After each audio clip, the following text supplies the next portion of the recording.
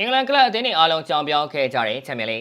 16အသင်းစဉ်ပထမကြော့ပွဲစဉ်တွေအားလုံးကတော့ပြီးဆုံးသွားခဲ့ပါပြီ။မတင်မှန်ထားလောက်အောင်ဂိုးပြက်ရလက်တွေထုတ်ပေါ်ခဲ့ကြပြီးအထူးသဖြင့်ကတော့အင်္ဂလန်နယ်ကြီးကလပ်အသင်းတွေကြောင်ပြောင်းခဲ့ရတာပါ။ဘလောက်တောင်ကြောင်ပြောင်းခဲ့ရတယ်လဲဆိုရင်ဒီဝဲမှာမနိုင်ကဲလောက်တဲ့အထိပါပဲ။ဒီနေသားတွေကြောင်ပဲ16အသင်းစဉ်အလုံးကွာတာဖိုင်နယ်ကိုအင်္ဂလန်ကလပ်အသင်းတွေတက်ရောက်နိုင်ပါမလားဆိုတာစိတ်ဝင်စားစရာကောင်းလာခဲ့ပါပြီ။ချန်ပီယံလိအုပ်စုပွဲစဉ်တွေ play-off အဆင့်တွေအပြီး16အသင်းရှုံးတဲ့အဆင့်ကိုအင်္ဂလန်ကလပ်6အသင်းထိစံချိန်တင်တက်ရောက်လာနိုင်ခဲ့မှုကတကယ်ကိုအံ့ဩစရာကောင်းလွန်းနေကြတာပါ။ဒါပေမဲ့ချီကျူးလို့မှမဆုံးသေးပါဘူး16သင်းအဆင့်ရှုံးတဲ့ပထမကြော့မှာအင်္ဂလန်ကလပ်တွေကတော့နိုင်ငံရေးဂုဏ်သိက္ခာကိုဆောင်လိုက်ကြပါတယ်16သင်းအဆင့်ပထမကြော့ပြီးထွက်လာခဲ့တဲ့ရလဒ်တွေကတော့လီဗာပူးတင်းကဂရာဆေးတင်းကို1-0စပါတင်းက80ကိုချယ်ဆီတင်းက PSG ကို5-2မန်စီးက Real Madrid ကို3-0နဲ့ရှုံးနေခဲ့ကြတာပါနောက်ထပ်သင်းဖြစ်တဲ့အာဆင်နယ်နယူကာဆယ်တို့ကတော့တေရလက်ထုတ်ပေါ်ခဲ့ကြပြီးနယူကာဆယ်ကဘာစနာအာဆင်နယ်ကလီဗာပူးစင်ကိုတကိုးစီတေကြခဲ့တာပါဒါနောက်စင်ကိုတက်ရောက်နိုင်ဖို့အတွက်အာဆင်နယ်နယူကာဆယ်လီဗာပူးတို့လောက်သာမျှော်လင့်နိုင်ခဲ့ပြီးမန်စီးချယ်ဆီစပါတင်းတို့ကတော့ဂိုးပြက်ရှုံးနေခဲ့မှုတွေကြောင့်နောက်တစ်ဆင့်ကိုတက်ရောက်နိုင်ဖို့အတွက်ဂိုးပြက်နိုင်ပွဲတွေဖန်တီးကြမှာပါပထမအကြော့မှာပြန်ဘက်ကို3ဂိုးအကွာနဲ့ရှုံးထားခဲ့လို့ဒုတိယအကြော့မှာတော့4ဂိုးအကွာနဲ့နိုင်ရရှိမှသာ